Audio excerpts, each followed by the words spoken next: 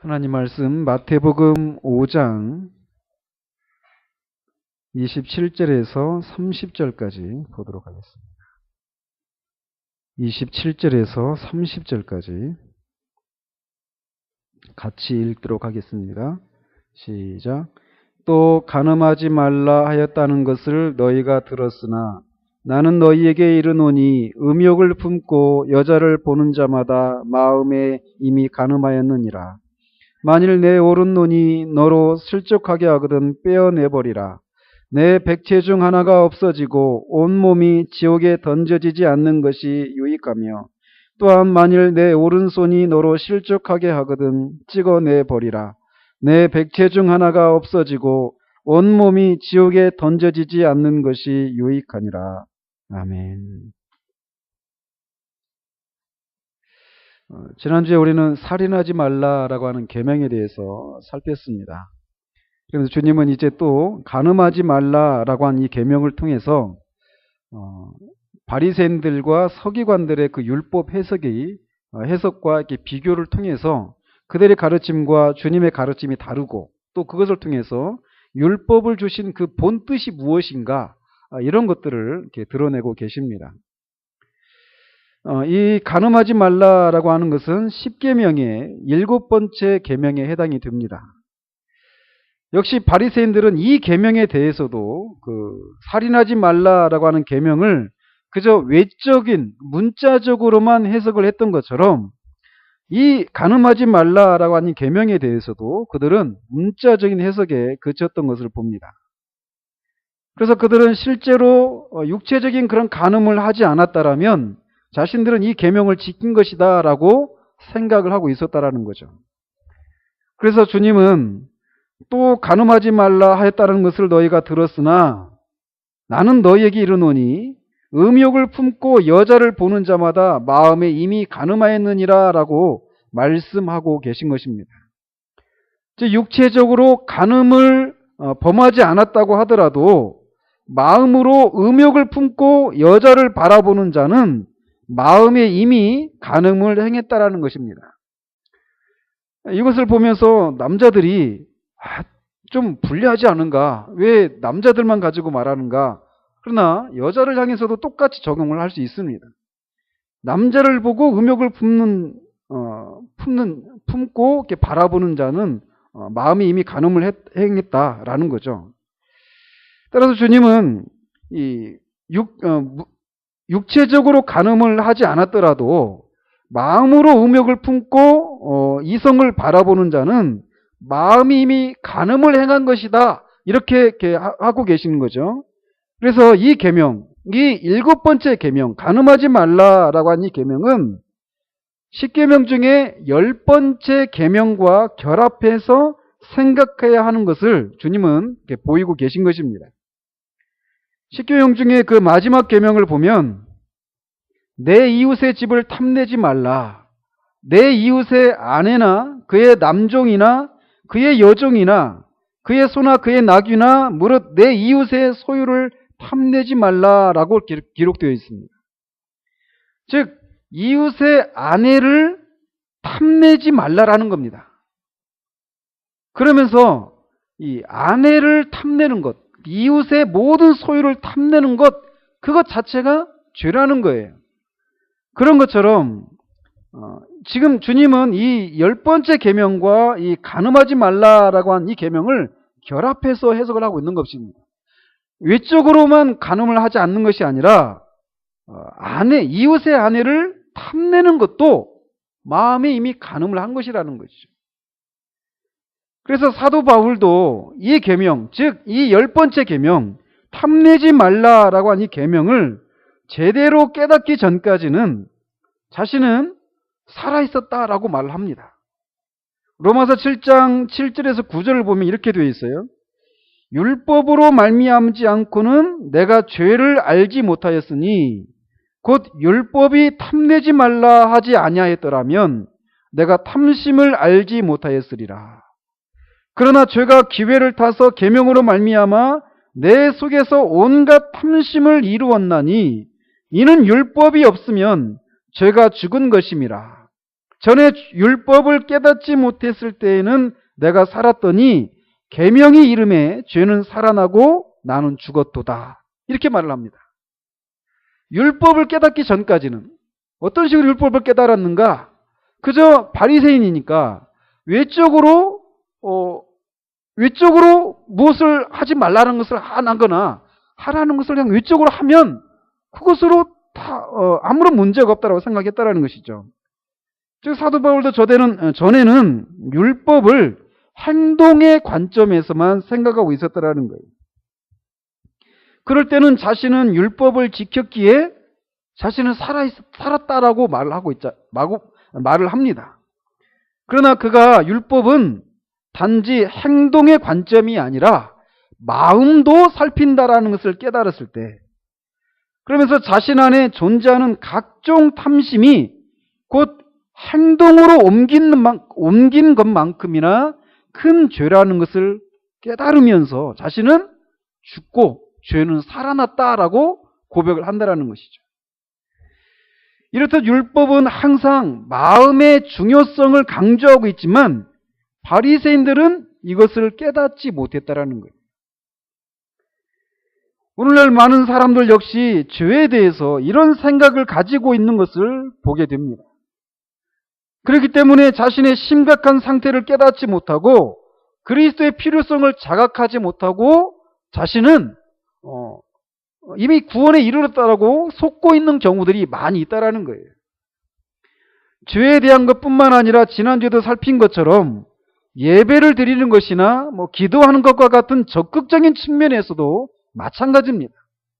외적으로 어떤 순종의 행동을 하고 있으면 그것으로 자신이 할 바를 다했다고 생각하기가 정말 쉽다라는 거죠. 따라서 우리는 늘 이 주님의 이 말씀을 기억해야 됩니다. 누가복음 16장 15절에 있는 말씀.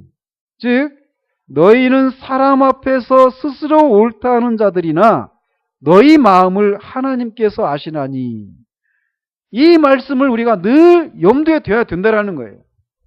사람 앞에서는, 아니 심지어는 우리 자신에 대해서도 우리 자신이 나는 옳다, 나는 간음하지 않았다, 나는 이런저런 순종의 행동을 했다, 나는 아무런 문제가 없다, 이렇게 생각할 수 있을지 모르지만 하나님은 그런 행동을 하는 우리의 마음을 살피신다는 것이죠. 그렇기 때문에 우리가 이런 말씀을 접하면서 그냥 이 바리새인들처럼 외적으로 어떤 행동을 하고 있으니까 나는 어떤 계명을 지켰다, 이렇게 생각하는 것은 큰 위험 가운데 있는 것일 수 있다는 것입니다. 우리는 이런 주님의 말씀을 보면서 율법이 우리에게 어떤 역할을 하고 있는지를 알게 됩니다. 율법을 우리가 제대로 깨닫게 된다면 율법은 항상 우리에게 죄인이라고 말을 합니다. 이 계명을 우리에게 정직하게 적용한다라면 우리 중 누가 죄인이 아니라고 할 수 있겠습니까? 이웃의 아내를 또는 이웃의 남편을, 여자가 남자를 또는 남자가 여자를 탐낸다라면, 자기 남편에게, 자기 아내에게 어떤 만족하지 못하고 내가 다른 사람이 내 남편이라면, 다른 사람이 내 아내라면, 이런 생각 자체가 이미 죄라는 겁니다. 그러므로 우리는 그런 탐심, 그러므로 우리는 이 계명으로부터 자유로울 수가 없어요. 아무도 이 계명으로부터 자유로울 수가 없다라는 겁니다. 단지 이 계명만이 아니라 모든 율법을 우리는 지키지 못하고 그 율법 앞에 우리는 모두 죄인으로 드러나기 마련입니다. 그래서 사도 바울은 의인은 없나니 하나도 없으며 라고 그렇게 선포하고 있는 거예요.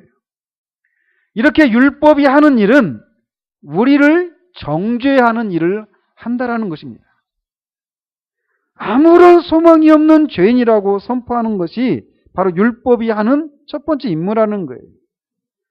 그러나 바리새인들은 이것을 깨닫지를 못했다라는 것이죠. 율법을 마음으로도 음욕을 품는 것이 죄다. 율법을 주신 목적이 바로 그런 거거든요. 그런 것까지도 살피고 있다는 것을 깨달았어야 됨에도 불구하고 그들은 그것을 깨닫지 못하고 자신의 힘으로 율법을 지키고 있다라고 생각했다라는 거예요.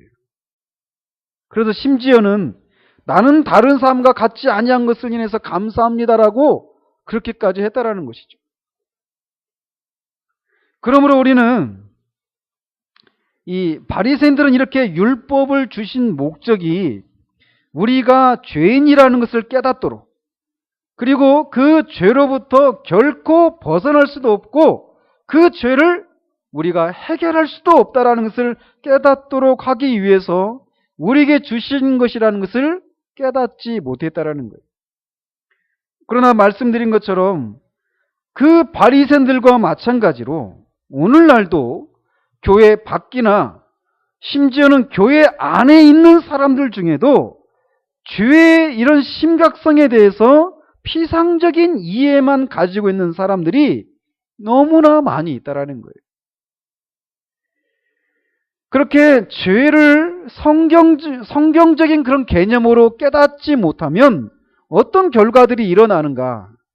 결국은 그리스도의 십자가의 죽으심의 의미, 그리스도가 성육신한 것이 얼마나 큰 은혜인지, 그리고 그가 왜 오셔야만 했는지를 제대로 깨달을 수 없게 된다라는 겁니다. 그리스도께서 이 땅에 우리와 같은 육신을 취하시고 성육신하신 것은 인류에게 드리워진 이 죄의 짐을 해결할 수 있는 길이 그것밖에는 없기 때문이었습니다. 경외심을 가지고 말씀드리건대 하나님이 전능하신 분이시라도 그의 아들의 성육신과 그의 아들이 십자가에서 죽으시는 이 길 이외에는 죄인을 구원할 수 있는 방법이 없습니다. 어떤 분은 성육신이 아니어도 다른 가능성이 있다라고 말을 하는데 하나님이 전능하시니까 그런 상상을 할 수 있습니다. 그러나 그것은 계시가 아니라 철학일 뿐입니다. 인간의 이성의 결론일 뿐이에요. 성경은 분명하게 말을 합니다. 성육신, 그의 아들의 성육신과 그 아들이 십자가에 죽으시는 것이 아니면 죄의 문제를 해결할 수 없다라는 거예요. 그렇기 때문에 죄가 그렇게 하나님의 아들이 오셔야만 했고 하나님의 아들이 십자가에서 죽어야만, 그리고 그 방법 이외에는 죄인이 구원에 이를 수 있는 길이 전혀 없다라고 하는 이 사실을 깨달을 수가 없다라는 거예요. 누가? 죄를 성경적으로 깨닫지 못하는 사람은. 또 죄를 이렇게 성경적으로 깨닫지 못하는 사람들은 그리스도의 성육신과 십자가의 의미를 깨달을 수 없을 뿐만 아니라 거듭남의 교리도 깨달을 수가 없습니다. 우리가 처음에 이렇게 살펴보았지만 모든 인간은 거듭나야만 합니다. 왜냐하면 죄가 인간의 어떤 한 부분에만 영향을 미친 것이 아니라 인간의 전 존재를 사로잡고 있고 인간의 전 존재를 죄가 지배하고 있다는 거예요. 그래서 인간 안에는 전혀 영적인 선을 행할 수 있는 저 어떤 가능성도 없다라는 것입니다. 그래서 그런 상태, 그래서 그런 새롭게 태어나는 것이 아니면, 그래서 새로운 생명과 새로운 본성을 받는 것이 아니면 죄로부터 결코 자유로울 수 없다는 것을 깨닫지 못한다면 그에게 있어서 거듭남의 교리는 아무런 의미가 없다는 겁니다.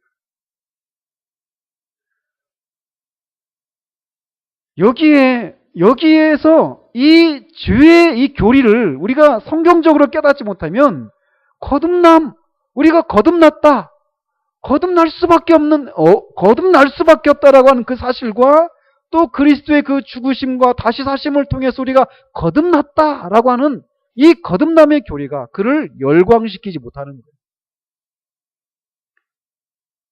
따라서 성경에서 말하는 대로 죄에 대해서 알지 못하면 그는 기독교인이 아니다라고 말할 수가 있습니다.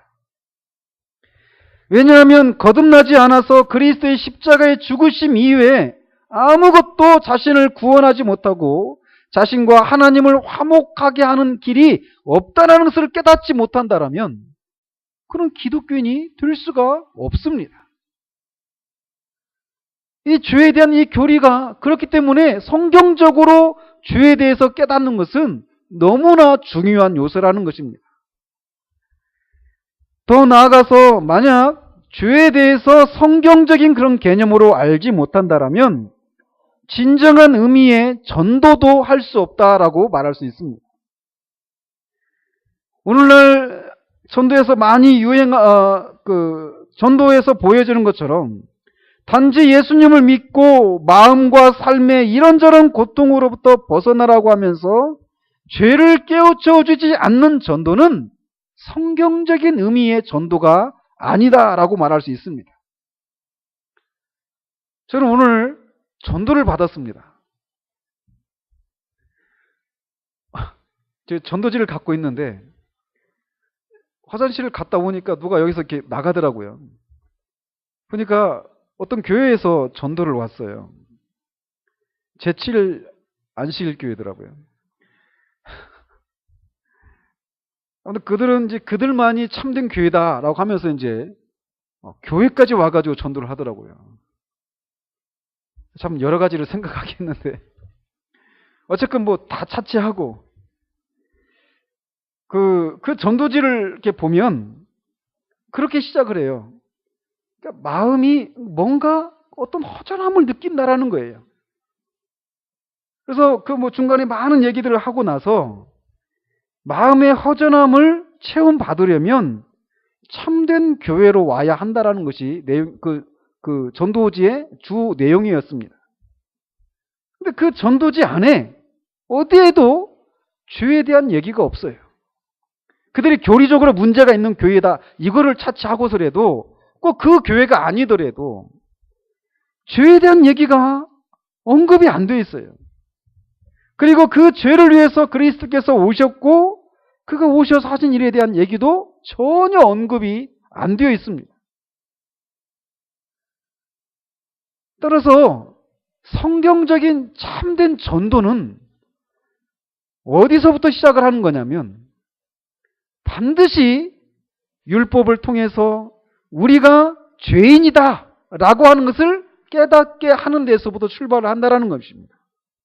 거기에서 멈춰버리면 안 되지만 시작은 그렇게 시작을 한다는 것이에요. 율법 앞에 모든 인간이 죄인이고 거룩하신 하나님의 진노 아래 있다라는 것을 분명히 선포해야 한다는 거예요. 그리고 하나님의 진노로부터 피하지 않으면 지옥에 던져진다라는 것을 분명하게 선포하는 것이어야만 합니다. 그래서 주님도 내 백체 중 하나가 없어지고 온몸이 지옥에 던져지지 않는 것이 유익하니라 라고 지옥에 대해서 분명히 말씀하신다라는 거예요. 오늘 교회에서 상실된 교리 중에 하나가 바로 이 하나님의 진노 아래에 있는 죄인의 상태에 대한 교리입니다. 죄를 언급할 때 많은 사람들이 죄로 인해서 우리가 이렇게 어떤 아까 그 전도지에 있는 것처럼 마음이 허하고 공허하고 어떤 죄의 어떤 그 증세들, 죄로 인해서 나타나는 어떤 증세들에 대한 얘기들을 할 뿐이지 그 죄가 하나님 앞에 얼마나 진노를 불러일으키는 것인지 그리고 그 하나님의 진노 아래에 있는 죄인의 상태가 얼마나 절박한 상황 가운데 있는지 이런 얘기들이 잘 언급이 안 되고 있다는 거예요. 그래서 많은 사람들이 자신들은 구원을 받았다라고 말하면서 교회 안에 들어와 있지만 사실은 자신이 성경적인 죄에 대한 개념이 없이 담을 넘어온 사람들이 교회 안에 많이 있다라는 겁니다. 많이 있다라는 것입니다. 단지 이 험한 세상에서 예수님을 의지하며 살면 이런저런 도움도 받고 마음의 위로를 얻고 사람들로부터도 도움을 입어서 조금은 유익한 그런 행복한 삶을 살 수 있는 정도의 메시지들이 오늘날의 교회 안에 가득하다라는 거예요. 그러나 우리가 기억해야 될 것은 복음 전도는 율법을 선포하는 것을 통해 자신이 소망이 없는 죄인이다라고 하는 사실을 깨닫는 것으로부터 시작을 합니다. 그래서 이 부흥을 얘기할 때도 항상 부흥이 일어날 때마다 항상 선포되어졌던 메시지가 무엇인가? 죄에 대한 거예요. 이 복음 속에 그 내용이 다 들어있거든요. 복음이 된 것은 죄인이, 우리가 율법에 의해서 우리가 죄인이다라고 하는 하나님의 진노 아래에 있는 아무런 소망이 없는, 그래서 거듭나야만 하는 그런 죄인이라는 것을 먼저 깨닫게 하는 데서부터 시작을 합니다. 그런데 그런 우리를 위해서 우리가 그것을 우리 스스로는 할 수가 없지만 그리스도께서 오셔서 그 일을 하셨다라는 거예요. 그래서 그 복음이 온전하게 선포될 때, 그 복음이 온전히 선포되는 것을 통해서 진정한 그런 구원에 이르게 되는 일들이 일어나게 된다라는 거예요. 아무튼 이렇게 죄를 성경적인 그런 개념으로 알지 못하면 우리는 진정한 의미의 전도도 할 수 없다라고 하는 것을 우리가 깨달아야만 합니다. 그러니까 반대로 있잖아요. 왜 우리에게서 어떤 회심의 역사가 일어나지 않는가라고 하는 것을 이렇게 또 돌아볼 때 우리가 온전한 방식으로 복음을 전하고 있지 못하기 때문이다라고 말을 할 수도 있다라는 것입니다. 오늘날 교회 현실은 죄에 대해서 피상적인 견해를 가지고 있는 것이라고 하는 이 바른 진단을 내린 후에 우리 율법을 선포해서 우리가 하나님의 진노 아래 있다라고 하는, 진노 아래 있는 죄인이라고 하는 사실을 깨닫게 하는 것은 복음 전도에 있어서 필수적인 것입니다. 그러나 우리가 여기서 모든 것을 다 살펴볼 수 없지만 이렇게 복음을 전하는 과정 가운데서 우리가 또 주의해야 될 것은 무엇이냐? 복음을 복음적으로 선포해야 한다는 거예요. 그래서 제가 몇 개월 전에도 말씀을 드렸지만 마치 죄에 대해서 그래서 이렇게 말씀을 전하게 되면 이 죄에 대해서 성경적인 깨달음을 우리가 갖게 되면 우리가 먼저 생각하는 것은 이런 죄를 회개하고 그 죄로부터 돌이킨 후에 그리스도를 붙잡는, 그리스도를 믿는, 그렇게 우리가 구원에 이르는 것처럼 생각하기가 쉽다라는 거예요. 그러나 믿음이 먼저라는 겁니다. 그런 우리 죄에 대해서 죄를 짓고 하나님 앞에 아무런 소망이 없는 하나님의 진노 아래에 있는 그런 우리를 위해서 예수님이 하신 일들을 믿는 것, 그렇게 하셨다라고 하고 예수님이 그렇게 하신 일을 성경을 통해서 하나님이 제시해주고 있는데 그것을 믿는 겁니다. 그것을 믿을 때 우리는 거기에서 우리 회개가 터져나오게 된다는 거예요. 참된 회개는 그리스도가 하신 일을 믿는 것으로부터 나온다라는 겁니다. 이거를 우리가 알지 못하면요, 우리가 마치 회개가 마치 구원의 조건이 되는 것처럼 생각하게 된다는 것입니다. 그러나 기억하십시오. 여러분이 죄인이라고 하는 것을 깨닫게 된다면 우리가 해야 될 것은 무엇이냐? 그리스도를 믿는 겁니다. 그리스도가 하나님의 아들이시고 그가 하신 일이 우리의 구원을 위해서 필요한 모든 것을 아무런 부족함이 없이 완전하게 이루어 놓으셨다는 것을 믿는 것, 그것이 우리에게 요구되어진다는 거예요. 그 믿음이 회개를 불러오는 겁니다. 당연한 수순이지만 죄에 대해서 우리가 성경적인 개념을 갖지 못하면 이렇게 어떤 또 결과가 초래되느냐면 성화를 이루는 데 있어서도 문제가 발생을 합니다. 바로 바리새인들이 그런 오류를 범했던 사람들이었어요. 외적으로 자신이 죄된 행위를 하지 않으면 또 외적으로 은혜의 수단에 동참하면 자신은 아무런 문제가 없다라는 식으로 그들이 살았단 말이에요. 그래서 그들은 거룩한 삶을 살고 있다고 생각했다라는 것이죠. 그러나 주님은 외적인 차원이 아니라 마음의 문제를 거론하고 계십니다. 중요한 것은 행위뿐만 아니라 마음의 동기도 중요하다라는 거예요. 그렇기 때문에 우리는 죄된 어떤 행위를 범하지 말아야 할 뿐만 아니라 탐하지도 말아야 한다는 것이죠. 이것이 성경에서 말하는 성화의 개념입니다. 그러므로 우리는 우리 마음의 동기도 살펴야 한다는 거예요. 그렇기 때문에 우리는 이런 삶을 살 수 없는 우리 자신으로 인해서 심령이 가난해지고 애통해하고 의에 줄이고 목말라하며 그리스도께로 도피하게 되는 것입니다. 그러므로 우리는 성경적인 죄의 개념을 가지지 못하면 온전한 성화를 이룰 수가 없어요.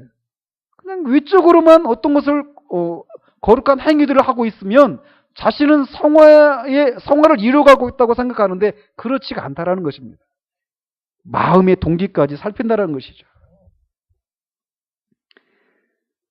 또 죄를 바르게 깨달을 때 우리는 비로소 이 하나님의 사랑을 바르게 깨달을 수가 있게 됩니다.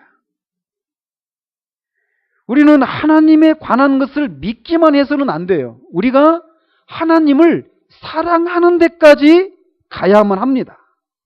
근데 그것이 어떻게 가능합니까? 그것은 그리스도를 통해 하신 일이 무엇인지를 깨달을 때 가능하다라는 거죠. 가능하다라는 겁니다.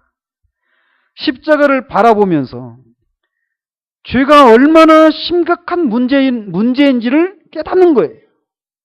그 죄를 위해서 죄의 문제를 해결하기 위해서는 사랑이신 하나님이 그 당신의 아들을 십자가에 내어주셔서 죽음에 넘겨야만 하는 그것이 바로 죄라는 거예요. 그런데 그것이 우리가 그 위치에 있어야 되는데 우리 대신 우리를 사랑하셔서 하나님이 당신의 아들을 십자가에 내어주셨다라고 하는 것을 그 십자가를 통해서 우리가 깨닫게 됐을 때 그것을 통해서 하나님의 사랑을 우리가 깨달을 수 있고 그런 하나님을 향해서 우리가 사랑하게 된다는 것입니다. 그러므로 우리가 성경적으로 죄를 깨닫지 못하면 그리스도인이 될 수 없을 뿐만 아니라 성화도 이룰 수 없고 하나님을 사랑하는 그런 일이 가능하지가 않게 된다는 것입니다. 그렇기 때문에 주님은 여기에서 죄는 단지 겉으로 드러난 행동만 문제가 아니라 그런 죄를 지을 수밖에 없는 마음의 문제를 다루시고 계신 것입니다. 즉 주님은 여기서 죄의 뿌리, 즉 죄의 세력을 다루고 계신 것이에요. 겉으로 간음을 행하지 않으면 아무런 문제가 없는 것이 아니라 여자를 보고 음욕을 품는 자마다 마음에 이미 간음을 행한 것이라고 선언하고 계신 것입니다.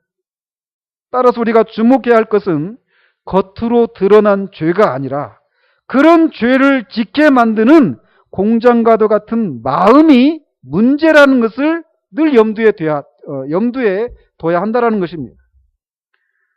한 사람이 병에 걸리면 이 병의 특성에 따라서 증세는 다양하게 나타납니다.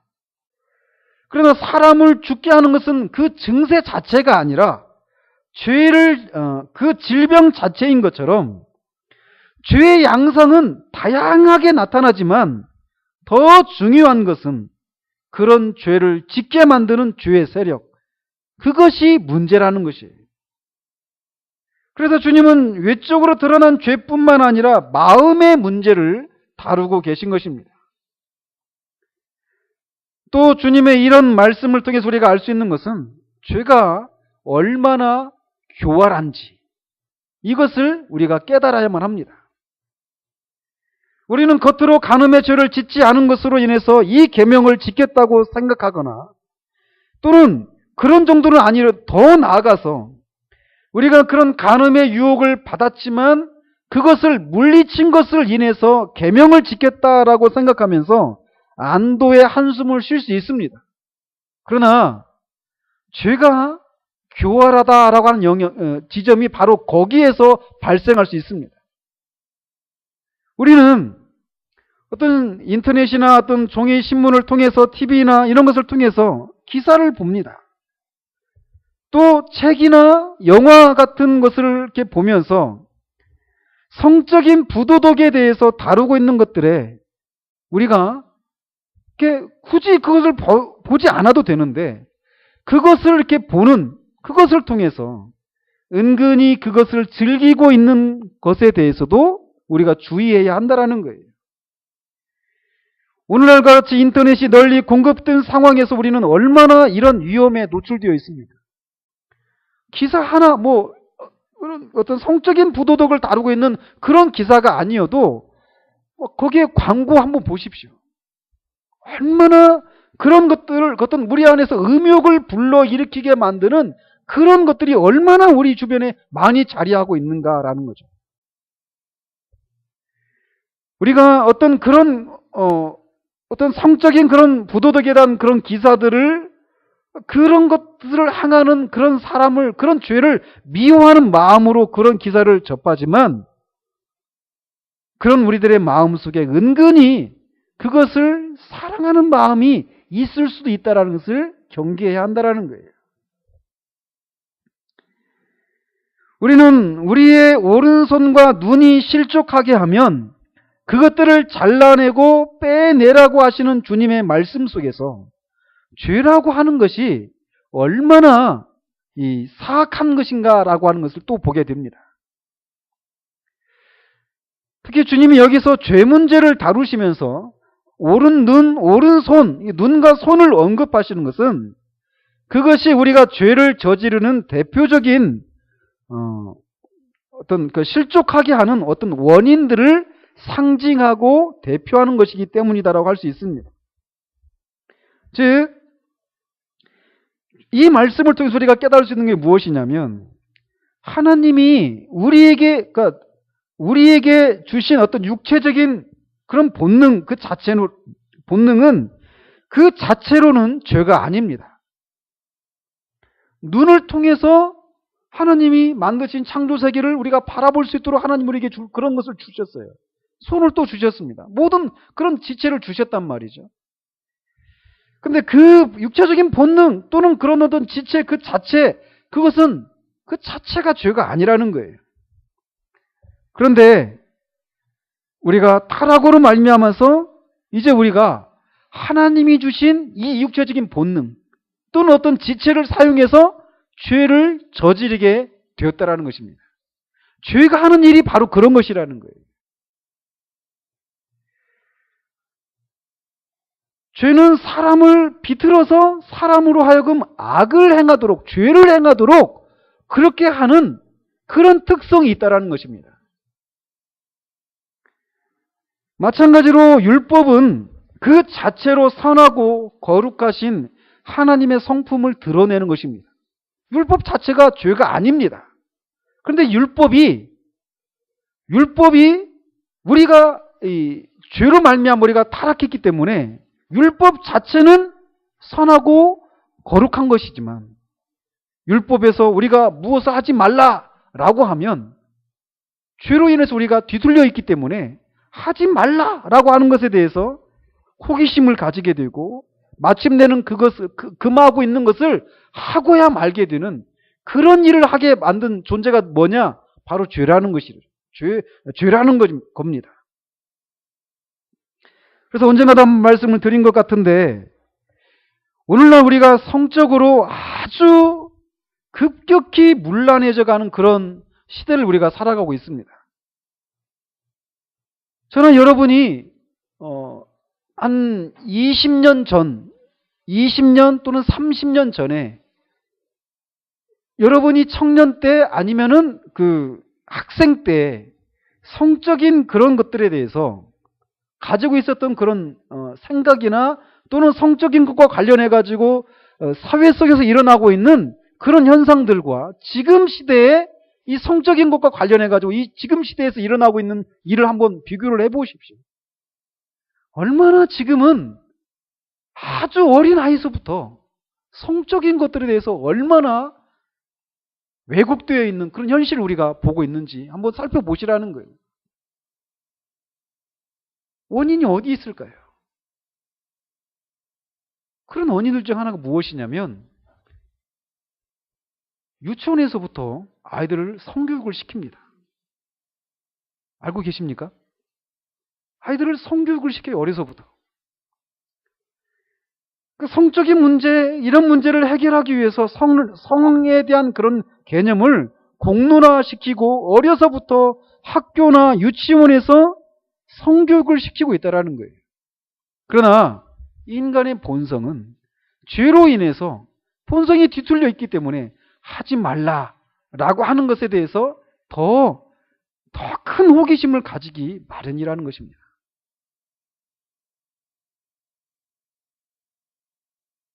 그것도 제가 한 10여 년 전에 들은 얘기인데 서구의 교회에서는 있잖아요. 뭐 청소년이나 이런 아이들이 수련회를 갈 때 부모가 반드시 어떤 피임기구를 챙겨서 가도록 하게 합니다. 그런 일이 어디서부터 일어나느냐면 이 인간에 대한 이 죄에 대한 개념을 성경적인 그런 개념을 갖지 않은 데서 나온다라는 것입니다.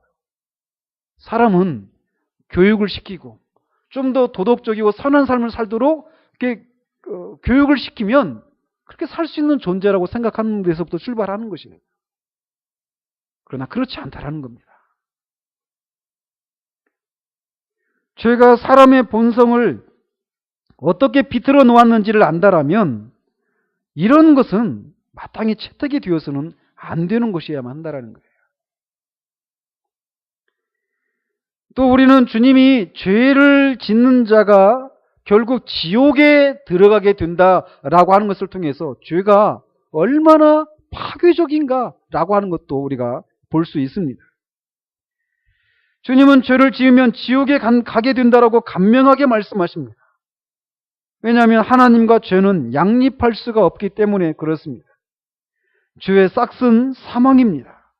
그래서 지옥에서 영원히 하나님과 분리되어 형벌을 받아야만 한다라고 하는 것이 바로 죄가 얼마나 파괴적인 것인가라고 하는 것을 깨닫도록 한다라는 거예요. 자, 이런 얘기를 하는 것은 제가 오늘은 다 못 살피지만 죄가 이렇게 파괴적이고 교활하고 아주 이게 사악한 것이다라고 하는 것을 우리가 인식하지 못하면, 그것을 늘 생각하지 못하면 죄에 대한 그 유혹이 밀려올 때마다 우리가 쉽게 그 죄된 행위를 하기 쉽다라는 거예요. 그리고 그냥 어떤 외적으로 어떤 죄된 행위를 하지 않았으면 나는 아무런 문제가 없다라고 쉽게 생각하기 쉽다라는 겁니다. 그렇기 때문에 죄가 얼마나 교활하고 얼마나 파괴적이고 얼마나 이 사악한 것인가, 이런 것들을 우리가 늘 염두에 둘 필요가 있다는 것입니다. 그러므로 우리는 간음하지 말라라고 하는 계명에 대한 주님의 해석을 들으면서 바리새인들처럼 외적으로 간음을 행하지 않은 것으로는 만족해서는 안 됩니다. 이런 해석을 들으면서 바리새인들처럼 우리가 나는 간음을 행하지 않았다라고 하면서 그냥 만족하고 있다라면 우리는 우리의 마음이 얼마나 부패했는지를 잘 모르고 있는 것을 나타내고 있는 것이라는 거예요. 그리고 우리가 이런 마음이 깨끗이 씻겨져야 한다는 것을, 그래서 새로운 마음을 가지는 것이 아니면 아무런 소망이 없다는 것을 알지 못한다라면, 그래서 심령이 가난해지고 애통이하며 의에 줄이고 목말라 하지 않는다라면 우린 여전히 죄를 깨닫고 성경적으로 깨닫고 있지 못한 것을 보이고 있다는 것입니다. 따라서 우리는 우리의 마음이 어떤지, 혹은 혹시 우리가 상상으로 어떤 그런 그런 죄악을 욕망하고 있지는 않은지를 살펴야 한다라는 거예요. 그것도 죄라는 겁니다. 정말 그런 측면에서 우리가 얼마나 이 죄에 대해서 무디어질 수 있는지, 저는 제 자신을 보면서도 그런 생각을 많이 하게 돼요. 참 진짜 무디어지기 쉽구나.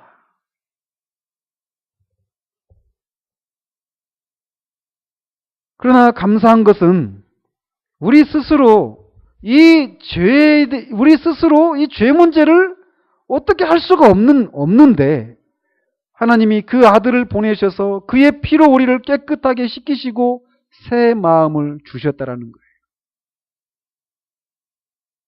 그러므로 우리가 그것을 믿는다라면 그런 신분에 걸맞게 살아야만 합니다. 오늘은 우리 안에서 여전히 처음 이 죄 문제가 처음에만 문제가 아니라 구원받은 이후에도 여전히 죄의 문제는 우리에게 문제거리입니다. 그죠? 그래서 여전히 우리는 죄를 억제하고 죄와 더불어 싸워야 되는 그런 일이 우리에게 남겨져 있어요. 그것에 대해서는 우리가 어떻게 해야 되는가? 이것은 다음 주에 한 번 더 살펴보도록 하겠습니다. 그러나 우리가 이 말씀을 살피면서 우리 자신을 정직하게 돌아보았으면 좋겠습니다. 저 자신을 향해서도 저는 말하고 있는 것입니다. 얼마나 우리가 처음에 시작할 때는 죄된 행동뿐만 아니라 우리의 마음까지도 살피면서 하나님이 내신 계명을 내가 순종하고 있는지 이런 것들을 보면서 그렇게 하지 못하고 있는 우리들의 모습을 인해서 마음이 상하고 하나님의 도우심을 구하고 그렇게 늘 우리 마음까지도 하나님 앞에 정말 정결하고 그런 깨끗한 마음으로 나아가기를 그렇게 살기를 애를 썼는데 시간이 지나면서 우리가 다시금 바리새인들이 범했던 그 상황으로 빠져들기가 얼마나 쉬운가라는 거예요. 회적인 행동을 하고 있는 것으로 만족하는. 기억하십시오. 우리가 팔복을 살필 때도 말씀을 드렸지만 이 팔복의 이 상태는 우리가 구원받은 처음에만 나타나야 될 마음이 아니라 이 땅을 지나는 동안 끊임없이 우리 가운데서 유지되어져야 될 마음입니다. 우리의 행동 속에 그 율법은 마음의 동기까지, 마음까지도 살핀다라고 하는 이 죄에 대한 이 개념을 우리가 바르게 갖는다라면 우리는 심령이 가난한 자로 나타날 거예요. 애통하는 자로 나타날 것입니다. 하나님이 받으시는 심령은 깨뜨려진 심령입니다. 우리가 그 마음을 다시금 회복하기를 바랍니다. 기도하겠습니다.